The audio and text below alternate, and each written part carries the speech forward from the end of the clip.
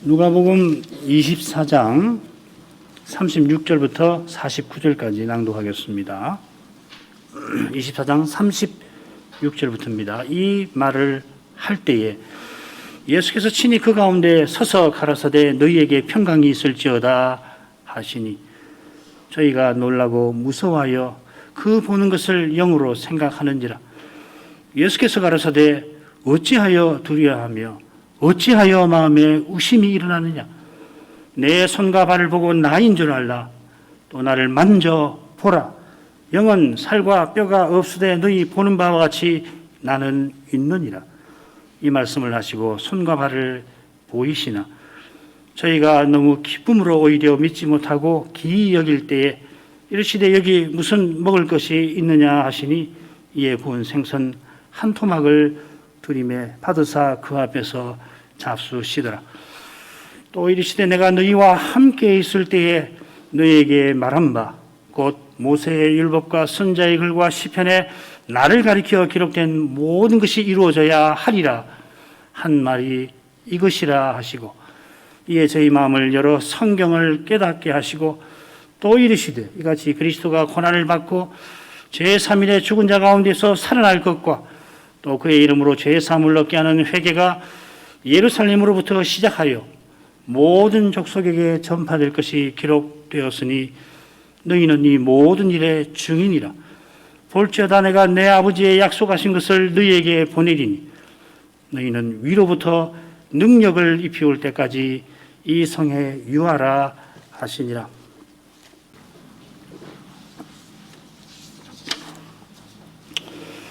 엠마오의 두 제자가 예루살렘으로 돌아가서 11 사도들과 또 함께 있는 자들에게 길에서 된 일, 또 예수께서 떡을 떼심으로 자기들에게 알리신 일을 전했죠.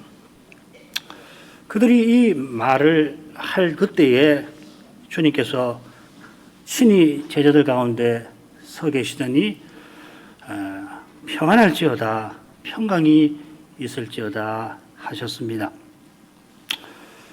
그러고서 엠마오로 가던 두 제자에게 하신 것처럼 주님께서 11 사도들에게도 하십니다. 두 제자에게 떡을 떼어주신 것처럼 11 사도에게 먹을 것을 달라 하시고 길어서 두 제자에게 성경을 풀어 열어 가르쳐 주신 것처럼 똑같이 그리하십니다. 주님께서 그리하신 목적이 있는데 이 11 사도와 함께한 이들을, 특별히 이 11 사도를 이 모든 일의 주인으로 삼으신 거기에 주인으로 세우시려고 하는 데 있습니다. 두 제자도 본래 그들과 함께 있던 자들이죠. 그들을 먼저 11 사도에게 증인으로 보내셨는데 11 사도들은 주님을 뵙지만은 처음에는 믿지를 못합니다.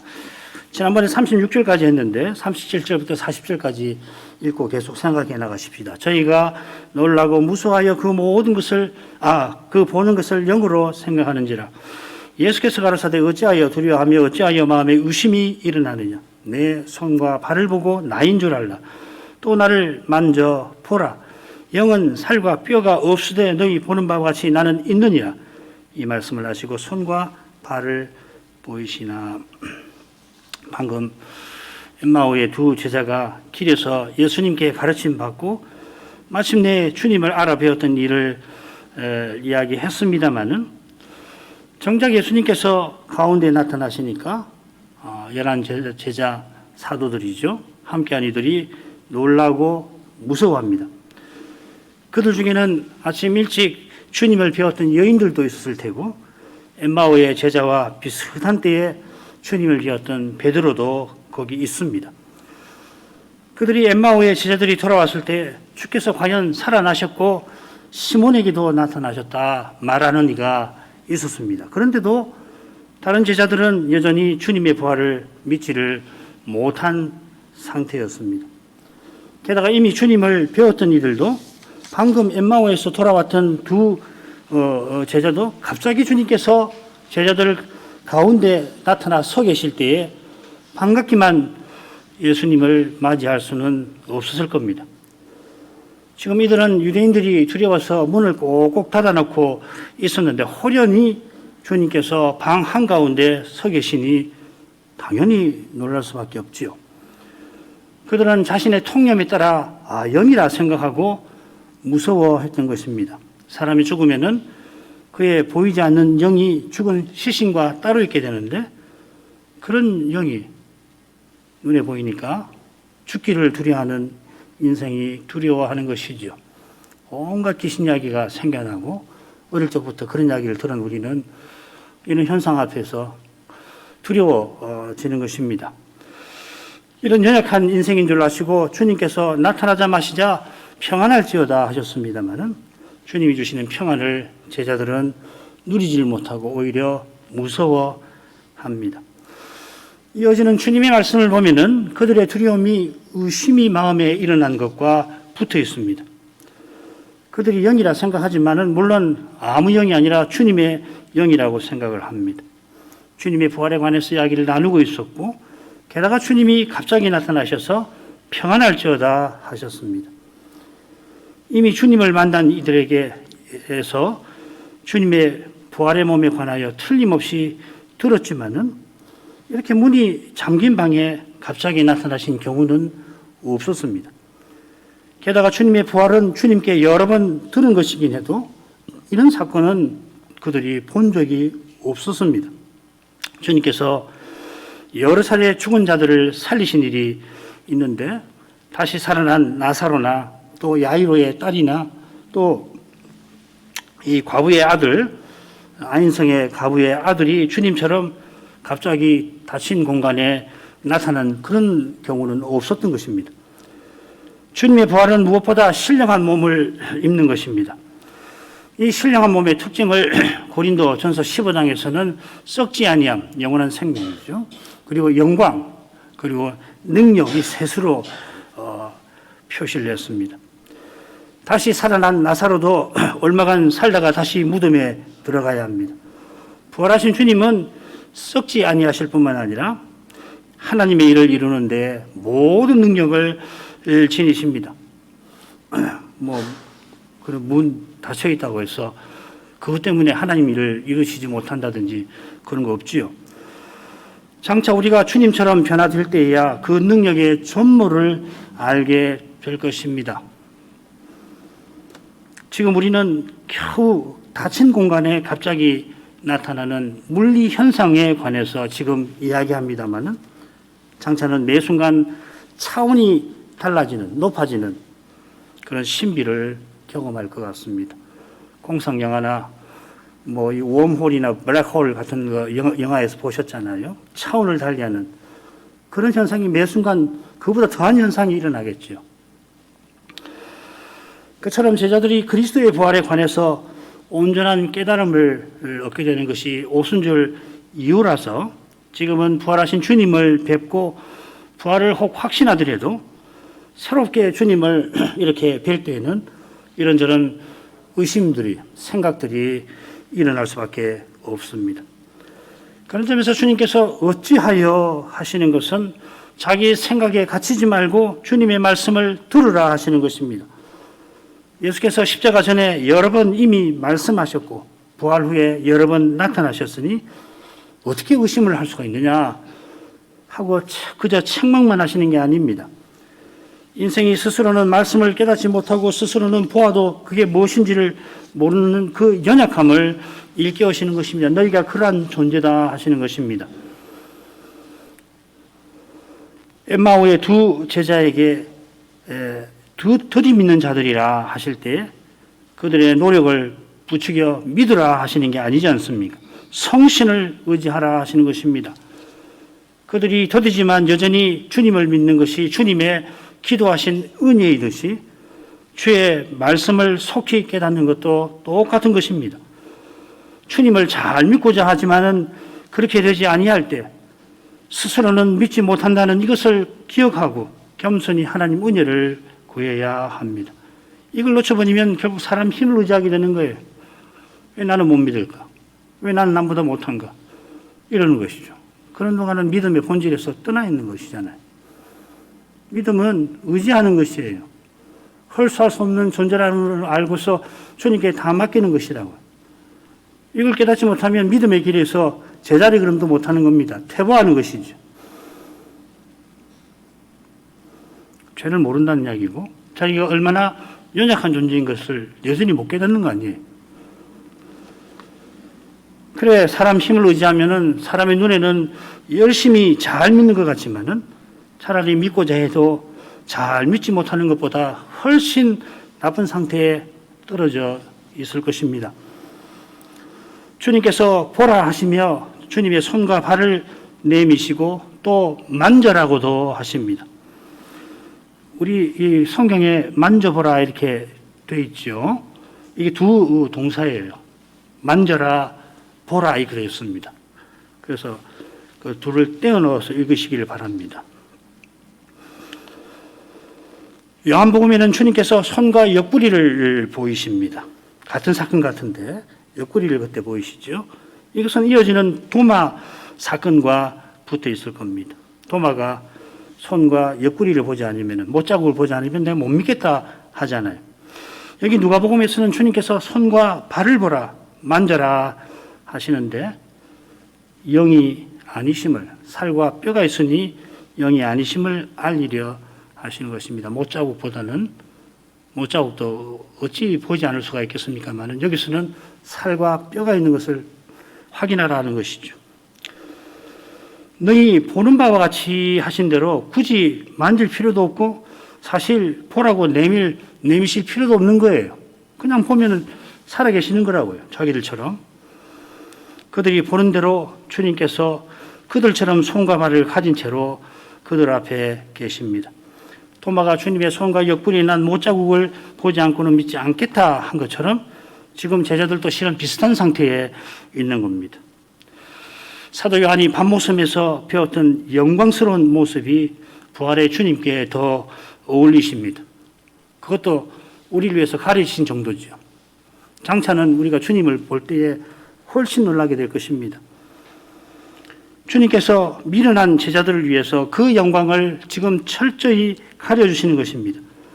그처럼 주님의 음성을 듣고 알아뵙고 인사하려는 막달라 마리아에게, 그래서 주님의 발을 붙들고 경배하려고 하는 이 마리아에게 나를 만지지 말라 하셨습니다마는 지금 제자들에게는 만져보라 하십니다. 우리가 마리아처럼 주님을 깨닫든지 제자처럼 깨닫든지 오직 주님의 은혜에 있습니다. 그러나 그 은혜를 참으로 맛보는 사람은 자기가 주님을 깨닫는 것이 기적이라고 고백할 것입니다. 내가 똑똑해서 깨닫는다 생각 절대로 못할 것입니다. 만일에 그런 생각을 가진다면 여전히 깨닫지 못한 겁니다. 반대로 성경을 펴놓고서 읽고 또 읽어보지만은 왜 깨달아지지 않지? 왜 도무지 하나님 음성이라고 그러는데 들리지 않지? 이렇게 자신의 모습에 참으로 슬퍼하는 사람은 성신의 가마에서 멀지 않을 것입니다. 우십시오. 성경을 읽는데 들리지 않아서 가슴을 치고 왜 깨달아지지 않습니까? 우십시오. 그 사람은 이미 복 있는 사람이에요. 41절부터 가겠습니다. 저희가 너무 기쁨으로 오히려 믿지 못하고 기이 여길 때 이르시되 여기 무슨 먹을 것이 있느냐 하시니 이에 구운 생선 한 토막을 드리며 받으사 그 앞에서 잡수시더라.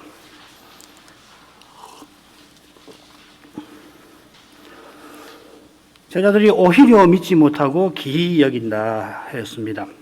이 기이 여긴다는 말은 이 부활절 새벽에 무덤에 들어갔던 베드로에게 쓰여져 있습니다. 거기 놓인 세마포를 보고서 실로 이상하다 한 것입니다. 그러나 베드로는 이상하다고 했지 믿지는 못했습니다. 지금 제자들도 이상히 여겼는데 오히려보다는 여전히가 낫습니다. 여전히 믿지 못하고 있습니다. 여전히라는 말이에요. 쓰인 말이. 그런데 그들이 너무 기쁨으로 믿지 못한다고 누가가 덧붙입니다. 이 너무라는 말은 빼야 됩니다. 너무라는 말은 너무 지나친 번역이에요. 원문이 없는 말입니다. 그냥 기뻐서 기쁨으로 똑같은 표현이 이 누가가 쓴 사도행전 12장에 나옵니다. 그 유명한 이 로데 아시죠? 베드로가 옥에 갇혔지요. 교회가 그를 위해서 기도합니다. 풀어달라고. 과연 주께서 그 기도를 받으시고 베드로가 신비하게 옥에서 나가고 그래 기도하는 교인들에게 갔지요. 그때 이 로데라고 하는 소녀가 베드로의 음성을 확인하고 기쁜 나머지 문도 열어드리지 않고 사람들에게 가서 알립니다. 로데가 가서 기뻐서 알리는데 정작 베드로를 위하여 기도하는 이들은 로데들어 네가 미쳤구나. 그의 영이 그의 천상가 보다. 로데의 모습을 보면 제자들이 기뻐서 믿지 못하는 것은 조금 전까지 두려워하고 의심하여 믿지 못하는 것과는 분명 다릅니다. 그러나 주님의 부활을 확신하는 건 아닙니다. 믿고서 기뻐한 것이 아닙니다. 조금 전까지 너무 무섭고 불확실한 상태에서 놓이니까 기쁨이 일어난 거죠. 그러나 이런 기쁨은 곧 사라지고 맙니다. 영원한 기쁨을 추구하셔야 합니다. 영원히 사라지지 아니하는 기쁨. 일시적으로 말씀을 듣고 이 쾌감을 느끼는 것이 있는데 그렇게 하고는 안 돼요. 자기 아는 지식이 확인될 때 사람은 기쁘거든요. 재미있거든요. 그거 깨닫는 거하고 다른 겁니다. 공부를 해보셔서 알지만은 선생님이 뭐 가르치는데 자기가 알고 있는 이야기가 나오면은 좋거든요. 정말 공부를 하는 사람은 거기에 만족하지 않고 더 깨달으려고 하지만은 대부분의 사람은 그걸 들어도 무슨 말인지 모르니까 재미가 없고 그런데 용케 알고 있는 거 들으면은 확인이 되니까 이 마음에 이 지적인 기쁨이 있는데 그런 기쁨은 사라지는 거예요. 진정한 기쁨. 예수 그리스도가 진정한 기쁨입니다. 그 기쁨만이 사라지지 않습니다. 착각하면 안 됩니다. 말씀 깨닫는 것이 뭔가 오해하시면 안 됩니다. 지식 얻는 거 아니잖아요. 확인하는 거 더더군 아니잖아요. 그리스도를 깨닫는 거예요. 이렇게 안 되면은 한껏 안 되는 것입니다. 그러니까 주님께서 여기 무슨 먹을 것이 있느냐 하십니다. 여기 그냥 지나치게 어려운 아주 흥미로운 단어가 하나 쓰여 있습니다. 사실 신약 성경 여기만 쓰이는 단어고 구약에는 딱 두 군데만 나옵니다. 레위기 19장하고 에스겔 두 군데. 흔히 먹을 것이라는 말은 자주 나오는데 이 단어가 쓰이지 않습니다. 그런데 이 레위기나 에스겔의 그 용례를 보면 공통점이 있어요. 언약의 땅에서 얻는 음식이라 하는 뜻입니다. 에스겔 47장은 새 언약의 땅을 묘사하지요. 그들이 드리는 생선과 더불어서 이 표현을 누가가 쓴 건 우연이 아닙니다. 매우 의도적으로 쓰는 겁니다. 주님의 부활이 새 언약, 영원한 언약을 세우는 그걸 가리키는 겁니다. 주님께서 이 언약 위에서 우리를 대해 주십니다. 지금 제자들에게 이 부활을 깨우치시려고 새 언약의 교제를 상징하는 표현을 쓰고 계신다는 겁니다. 마침 제자들이 구운 생선이 있어 한 토막을 드립니다. 먹고 남은 생선이겠죠. 오병이어의 표적에서 짐작할 수 있듯이 갈릴리 출신인 이 11 제자들이나 다른 제자들이 이 보리떡과 물고기를 늘 먹었다고 우리는 짐작할 수 있습니다. 그런데 여러분 구약 성경에서 말이에요. 언약 백성이 언약 땅에서 물고기 먹은 일인지 한번 조사해 보십시오. 한 번도 나오지 않을 겁니다. 제가 이런 걸 볼 때마다 늘 성경을 확인하거든요. 한 번도 아직도 발견하지 못했어요. 언약 백성이 물고기 먹은 일은 딱 한 군데 기록됩니다. 그들이 이집트에 있을 때 먹었다 이렇게 광야에서 이야기하는 그 경우에는 물고기가 나오지 않습니다. 이게 우연일까요? 흥미로운 점은 주님께서 부활 후에 음식 드신 일이 두 번 나오는데 두 번 모두 생선을 드십니다. 재밌죠? 이것은 처음 내 제자를 부를 때 사람 낚는 어부가 되게 할 거다. 어부들인 그들에게 사람 낚는 어부 되게 할 것이라고 하는 말씀과 붙어 있습니다. 이방인 선교와 관련되는 표현입니다. 이런 건 뭐 한도 없어요. 이런 이야기를 말씀드리려면 한도 없이 많습니다. 그러나 성경 읽을 때 이런 말씀을 그냥 지나치지 마시고 생선이 나오면은 다 찾아보세요. 그러면은 아주 흥미로워요. 자, 이것은 주님께서 왜 생선을 굳이 잡수셨는가 하는 물음과 관계가 있을 겁니다. 주님은 곧이어 구약 성경을 들어 부활을 가르쳐 주시고 비로소 제자들이 부활을 믿게 됩니다. 왜 바로 곧장 이렇게 아니하시고 생선을 잡수셨을까 생각할 만하죠. 새 언약과 이방인 선교에 관한 말씀을 방금 들었습니다마는 그들이 기뻐서 믿지 못하는 상태와도 붙어 있을 겁니다. 틀림없이 이어 주님이 가르치시는 말씀을 잘 받게 하려고 하시는 것이죠. 기뻐서 믿지 못하는 그들이 주님의 식사하시는 모습을 보고 영이신가 하는 의문에서 벗어나게 하신 겁니다. 그처럼 부활 후에 즉시로 진리의 성신을 보내신 것이 아니라 40일 동안 확실한 많은 증거로 그들에게 친히 사신 것을 보이시고 하나님 나라의 일을 말씀하셨습니다. 이것은 오늘 오후에 생각할 겁니다. 주님의 부활이 그만큼 신비한 사건이고 계시입니다. 어쩌면 우리가 믿은 즉시로 육신의 부활에 이르게 아니하신 뜻도 이 사실과 무관하지 않을 것입니다. 장차 육신의 부활에 이를 때에 지금 우리가 이곳에서 육신으로 겪는 고난의 심오한 뜻을 환히 깨닫게 될 것도 같습니다. 고난이 전혀 없는 거기서 영원히 살게 하시겠지만은 지금 여기서 죄와 죽음의 현실에서 경험한 그것으로 우리는 그때 큰 유익을 얻게 될 것입니다. 그 다음으로 가지요. 44절부터 47절까지 읽겠습니다. 또 이르시되 내가 너희와 함께 있을 때 너희에게 말한 바 곧 모세의 율법과 선지자의 글과 시편에 나를 가리켜 기록한 모든 것이 이루어져야 하리라 한 말이 이것이라 하시고 이에 저희 마음을 열어 성경을 깨닫게 하시고 또 이르시되 이같이 그리스도가 고난을 받고 제3일에 죽은 자 가운데서 살아날 것과 또 그의 이름으로 죄의 사함을 얻게 하는 회개가 예루살렘으로부터 시작하여 모든 족속에게 전파될 것이 기록되었으니 생선 한 도막 드신 시간이 몇 분이나 되겠습니까? 얼마 걸리지 않겠죠. 곧 주님께서는 그들을 향하여 말씀하십니다. 세 가지인데요. 살펴야 할 내용이 세 가지입니다. 첫째로 주님께서 말씀하신 내용은 뭔가 하면은 내가 너희와 함께 있을 때 너희에게 말한 말들이라 하셨습니다. 그리고 그 말들은 뭐냐면은 구약 성경에 나를 가리켜 기록된 모든 것이 이루어져야 하리라는 그 말이라는 것입니다.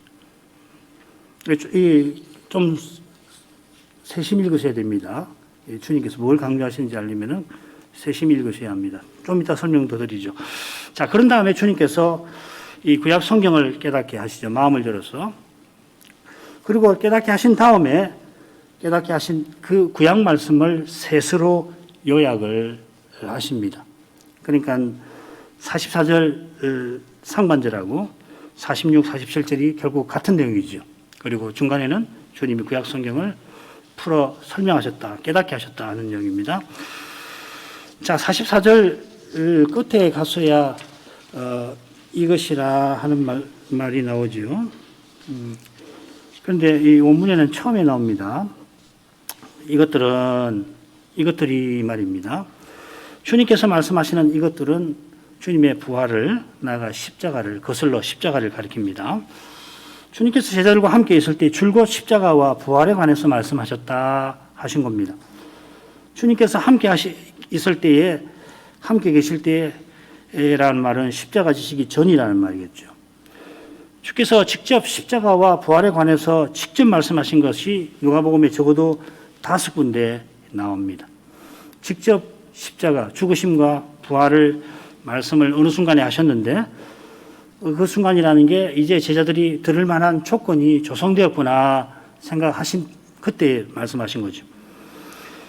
그게 가이사랴 빌립보에서 베드로가 고백할 때 아닙니까? 마태복음이 뭐라고 되어 있냐면은 비로소 주님의 고난과 부활에 대해서 말씀하셨다 하셨습니다.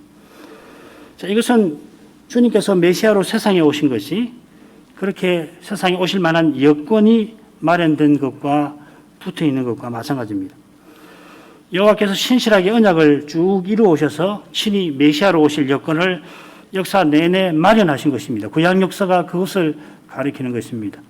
선지서가 죄를 그렇게 집요하게 이야기하는 이유가 바로 여기 있는 것입니다.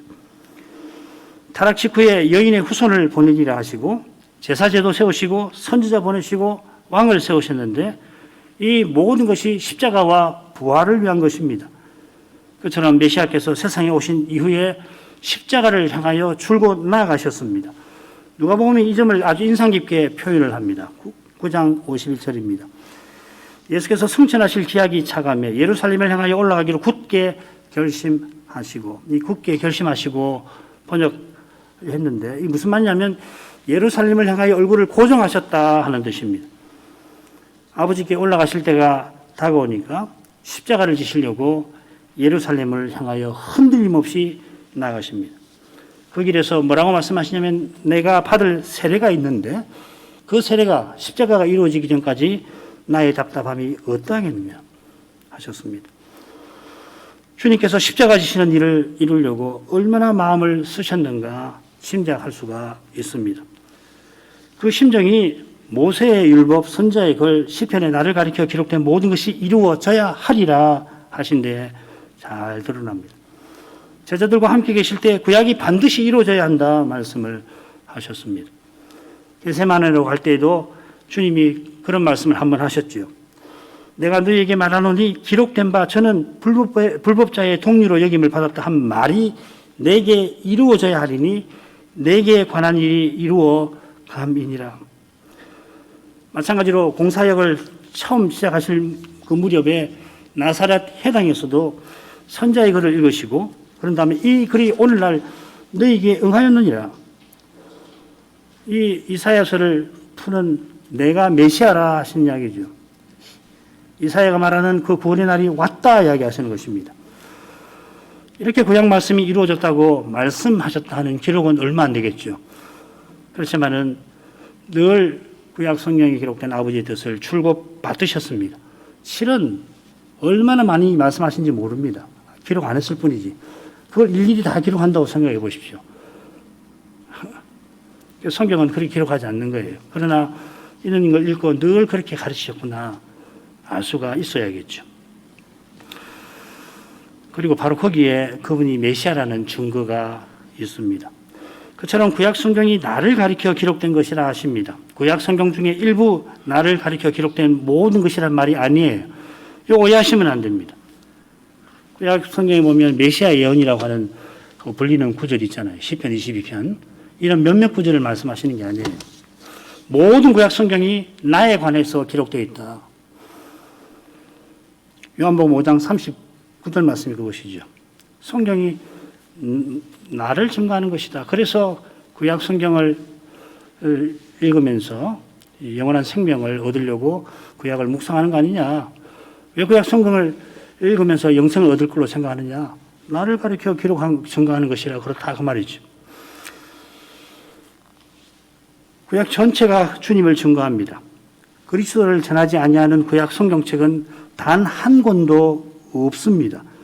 그처럼 그런 정도가 아니라 구약 성경 어디를 읽어도 거기서 그리스도가 증거됩니다. 이렇게 읽으셔야 돼요.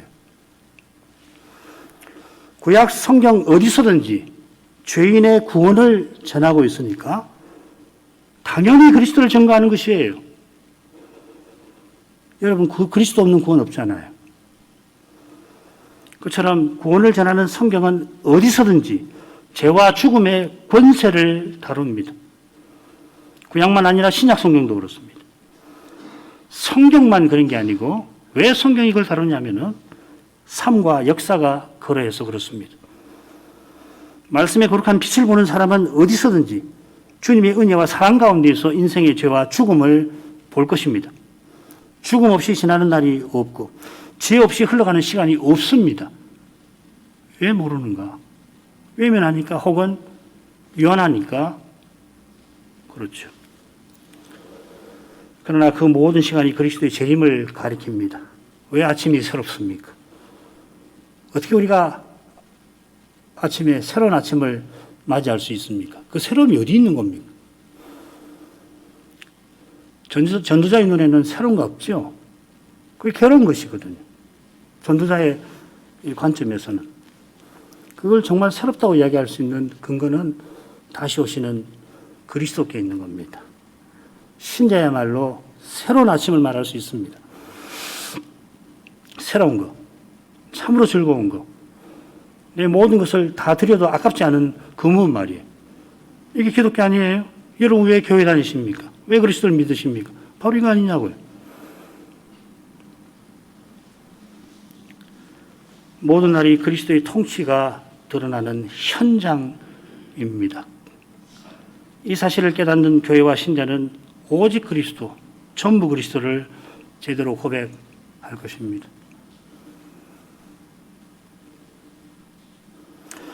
주님께서 그들과 함께 있을 때 하신 말씀이 무엇인가 일러주시고 저희 마음을 여십니다. 마음을 열어 성경을 깨닫게 하셨다. 뭐 괜찮습니다. 성경을 깨닫게 하려고 마음을 여셨다. 이렇게 새기는 게 좀 더 정확합니다.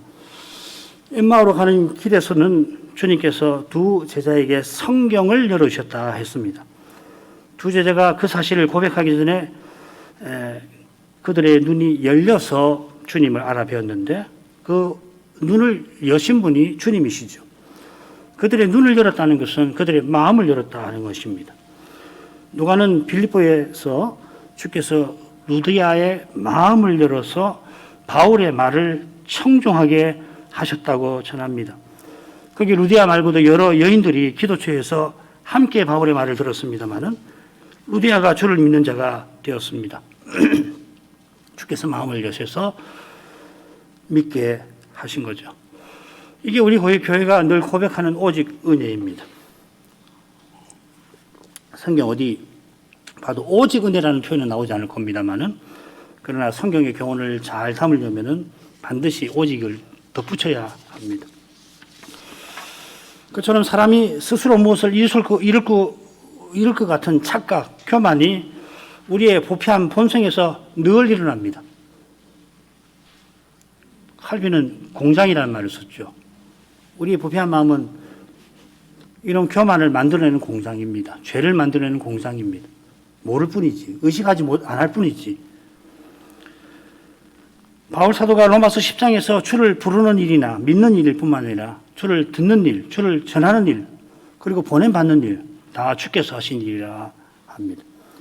이것은 8장에서 하나님이 예정하시고 우리를 부르시고 우리를 의롭다 하시고 우리를 영화롭게 하신다 교훈한 것과 결국 같은 것입니다. 그처럼 로마서 9장에서 유명한 말씀이 있죠. 그런즉 원하는 자로 말미암음도 아니요 다른 박질하는 자로 말미암음도 아니요 오직 긍휼히 여기시는 하나님으로 말미암음이니라. 인생이 얼마나 연약하며 얼마나 불쌍한지 아는 교회와 신자라면은 겸손히 은혜를 구할 수밖에 없을 겁니다. 다른 길이 없습니다. 은혜 아니고선 길이 없어요. 몇 시간이나 깨닫게 하셨을까? 엠마오로 가던 길에 대략 3시간 남짓 모든 성경을 풀어 가르쳐 주셨으니까 지금도 그리 하셨을 것 같습니다. 아마 밤 12시가 훌쩍 넘었을 것 같아요. 계산을 해보면 새벽 1시나 2시나 됐을지도 모르겠습니다. 그런 다음에 주님께서 이같이 기록되었다 하시고 모든 성경이 오실 메시아에 관하여 증거한 내용을 셋으로 요약하십니다. 첫째는 그리스도의 고난입니다. 둘째는 죽은 자 가운데서 그리스도가 제3일에 살아나는 것입니다. 셋째는 그의 이름으로 그리스도의 이름으로 죄 사함을 얻게 하는 회개가 모든 족속에게 전파될 그것입니다. 처음 들은 이번 부활절을 기념해서 여러 주일 걸쳐 살핀 내용입니다. 사실 모든 강설이 그리스도의 십자가 부활을 전해야 그게 강설인 것입니다. 목사에게 여러분이 기대하셔야 할 것이, 요구하셔야 될 것이 이것입니다. 그리스도를 전하시오 하는 겁니다. 그리스도만 전하시오 해야 되는 겁니다. 다른 거 말하지 마십시오. 십자가에 달리시고 부활하신 그 그리스도를 전해주시오.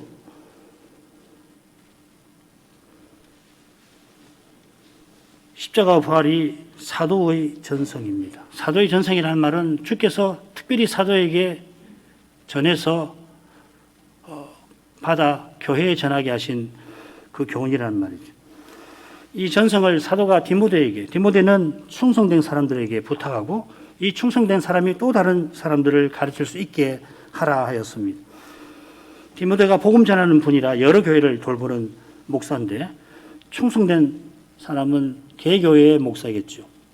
목사의 일은 이 사도적 전성을 교회에 가르치는 것입니다. 이 교훈만이 교회와 신자를 그리스도의 몸과 지체답게 서게 하니까 그렇습니다. 에베소서 4장 말씀이 그 말씀 아닙니까? 달리는 교회가 그리스도의 몸으로서 머리신 그리스도께로 자라가지 못합니다. 아무 길이 없어요. 다른 도리가 없다고요. 이것이 바로 주님께서 요약하신 셋째 내용입니다. 그의 이름으로 죄 사함을 얻게 하는 회개가 예루살렘으로부터 시작돼서 모든 족속에게 전파될 것입니다. 이 내용이 48, 49절로 또 우리가 오해 살필 50절부터 53절로 이어질 겁니다. 그 내용이 누가 선생이 기록한 또 한 권의 책 사도행전의 주제죠. 사도행전은 부활하신 그리스도가 성신과 말씀으로 교회에 세워가시는 그 거룩한 역사의 출발과 첫 대목을 담고 있습니다. 이것은 오후에 좀 더 생각하겠습니다. 기도하겠습니다. 거룩하신 아버지, 부활하신 주님께서 엠마오에서 예루살렘으로 가셔서 거기 유대인들을 두려워하여 숨고 있던 11 사도와 그들과 함께한 제자들을 찾아가셔서 부활의 주님을 알리셨습니다. 사도들이 부활을 깨닫는 과정을 누가 선생이 상세하게 기록해 두었듯이 저희가 부활하신 그리스도를 믿는 이 일이 얼마나 기적적인가 하는 것을 알게 하십니다. 과연 부활하신 주님께서 성신과 말씀으로 이날에도 주님의 교회를 머리신 주님께로 자라가게 하시는 그 일이 오직 은혜에 있음을 고백합니다. 내가 내 교회를 세우리라 약속하셨고 그 약속을 친히 이루고 계십니다. 이것을 철저히 깨닫는 신자들이 주님의 몸과 지체로 다 함께 서나갈 것입니다. 조금이라도 사람의 힘과 꾀를 의지하게 되면 교회에 세상이 나타날 것입니다. 주께서 복음의 내용을 그리스도의 십자가와 부활로 요약하신 다음에 그 복음을 죄 사함을 얻게 하는 회개라 표현하신 뜻을 잘 깨닫게 하옵소서. 철저한 회개 없이 그리스도의 몸답게 전진하는 일은 불가능함을 일깨우십니다. 자비하신 아버지, 이런 복음이 강단들에서 늘 전파되게 해주시고 그래서 성신의 신비한 능력이 교회들에 발휘되어서 과연 그리스도의 그 인격과 사랑이 꼭 나타나게 해 주옵소서. 구원과 소망의 빛이 이런 교회를 통하여 세상에 비추게 하실 것입니다. 예수님 이름으로 기도합니다. 아멘.